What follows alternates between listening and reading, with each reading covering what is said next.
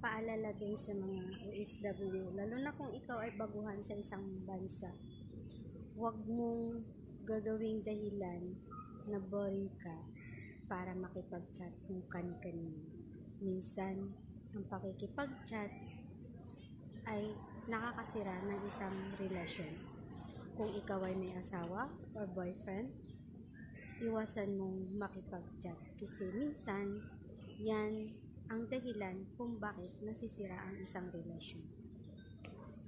Kung ikaw ay may asawa, iwasan po natin na makipag-join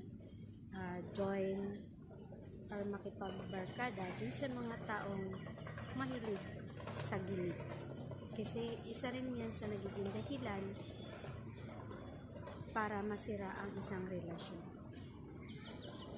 Marami na akong naging experience na pinagsabihan ko na huwag makikipag-chat kasi isa yan sa magiging reason na masira ang kanilang relasyon. Pero hindi nakinig kasi sabi, wala naman yun sa akin, chat-chat lang.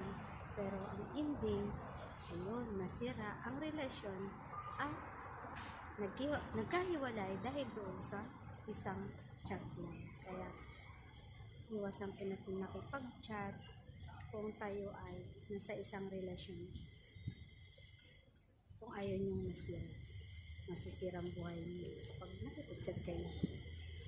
God bless.